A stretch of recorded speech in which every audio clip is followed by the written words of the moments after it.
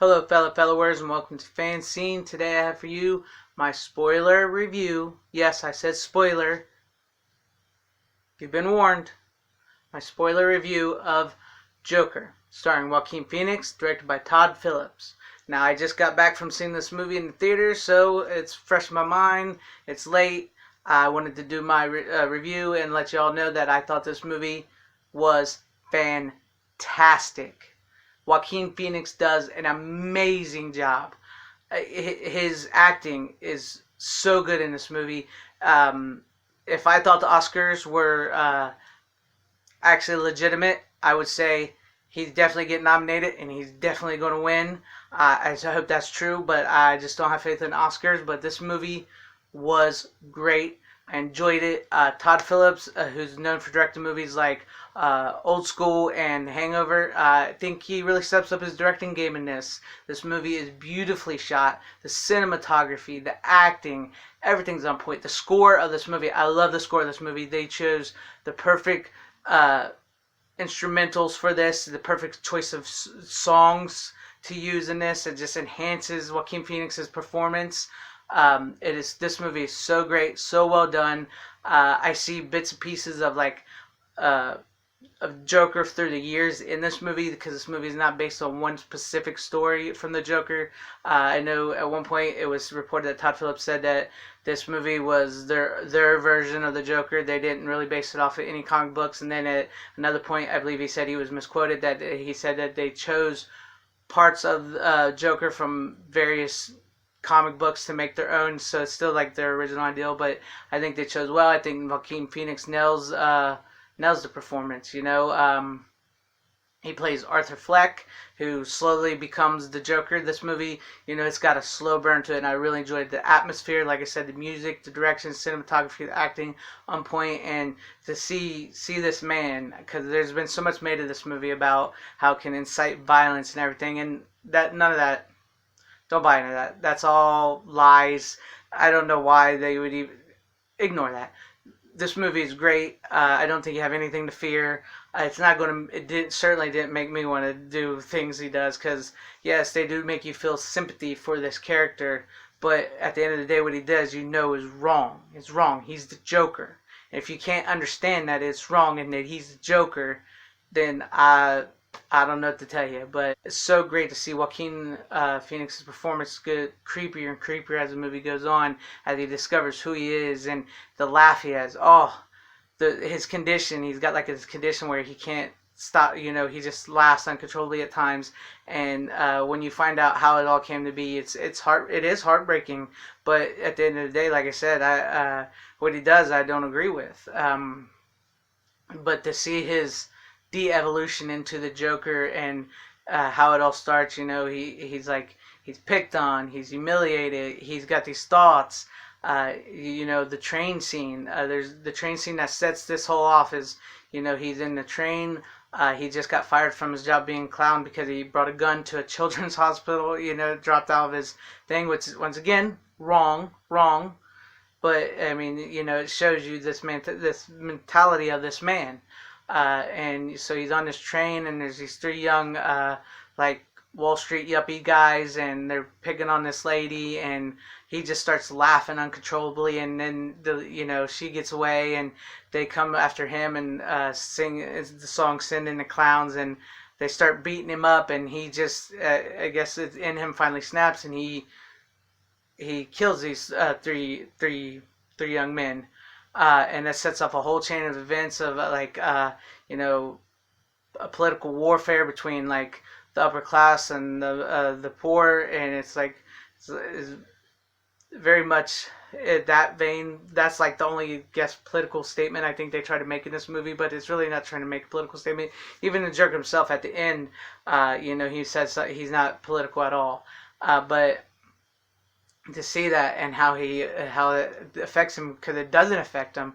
He actually feels nothing for that. It feels like it's him, and just to see him go from there and then have this relationship with the Zazie Beetz character who's in this movie, and she's in his building, she lives in his building, and it seems like they're starting to have a relationship, and he's with her, but then you come to find out none of it was true. He imagined his whole relationship with this woman, and she walks in on him in his house one night after a very particularly bad night, where he finds out, that because throughout the movie you're led to believe at the time that his mom, who worked for the Wayne family, Thomas Wayne, had an affair with Thomas Wayne, and that he is Thomas Wayne's illegitimate son. But then he finds out he's not. His mom was crazy. He was adopted. When he was young, one of his mom's boyfriend abused him very bad, tied him to a radiator, and it caused him to have a brain injury, and thus, how his mental instability comes to being. Uh, so yeah, and then he walks into Zazie Beetz's apartment, and she sees him, and she's like, "What the heck are you doing here?" And that's when you come to find out his relationship with her was all a lie and everything. And then that's when I think that's when he really embraces that is who he is, and he doesn't care, and he's going to do what he wants. And Robert De Niro is also in this movie, and he plays like a talk show host like Johnny Carson, and Arthur Fleck tries to be a comedian, and he bombs miserably, and they play a tape of it on the Robert De Niro show, and they make fun of him, and then they invite him onto come onto the show, and that's at the point of the movie where he's fully started to embrace who he is and what he wants to be, because they're investigating the killing of these three men who started it. The clown, they think it's him. These police officers are after him, and the guy that gave Joaquin, the Joker, the gun, him and another guy that he worked with as clowns come to his house, and he kills this guy horribly, and he lets the other guy go, and then he goes on a talk show, and he gives this huge speech about how we live in a society, and how it's forgot about him and the lowly people, and now they're paying attention to him and everything, and he kills Robert De Niro's character on live TV, and it just stuff breaks down. The city goes into chaos. Bruce Wayne's parents, which I can't believe they got this far. I was hoping they would do this, but then they did this. They did the whole, Bruce Wayne's parents are running out of the Zorro movie and into the alley with him, and they get killed, and he's left there to watch it. And it surprised me that they went that far in the movie. It was really interesting. And then the Joker's in the back of a police car, and an ambulance hits him, and the person driving the ambulance is a guy in a clown mask, and they get him out of the police car, and the Joker wakes up, and he smears the blood on his face to make a smile to make his makeup and smile, and they're cheering him, and man, it's crazy. This is a crazy good movie. I'm not condoning a lot what happened or anything. It just is a good movie. It's a movie. It's fictional. I can understand that, and if you can understand that, you will enjoy this movie. Don't listen to the media. This is a great movie. And then the ending, it's the Joker's in Arkham Asylum, and what we just witnessed, was it real? Was it not real? I didn't believe it was all real. I don't think it was all in his head, but I believe as in The Killing Joke that the Joker is an unreliable narrator, and that most of what we saw was real, but some of it could have not been, because he likes to remember it the way he likes to remember it. And it looks, and it ends with him in asylum, and it looks like he does something that he shouldn't do, and he tries to get away at the end of that.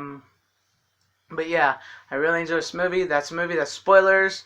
I highly recommend this movie. Go see this. If you're not seeing this movie, you will enjoy it. If you're a fan of Batman, if you're a fan of the Joker, if you're a fan of comic book movies, I'd say you love this movie. Even though this movie is not a comic book movie at all. It's just a really good movie. Great character piece, great character study, to see the de-evolution of the Joker and the de-evolution of Gotham, and how Gotham basically crumbles, was really interesting too. And to see the birth of, I guess you could say, Batman at the end, even though Batman's not in this movie, it was cool. It's just how it all culminated into this. I really enjoyed it, and I highly recommend it. And yeah, so go out, watch this movie, and see for yourself, and make your own judgment. guess that's all I have for you today, and thank you guys for watching. I'm not the best, but I try. I really enjoyed this movie. Thank you. Please like, comment, subscribe below, hit the bell for notifications. Follow me at Twitter at FZCene. That's FZCene. I know I'm FanZcene, but that's the way my Twitter was set up when I set it up, and I don't feel like changing it. So follow me there. Share the video if you like. Let me know if you like the movie. Let me know if you like the movie. I want to know. What do you guys think? Thank you. I appreciate it. Have a great day, night, morning, evening, whatever. Godspeed.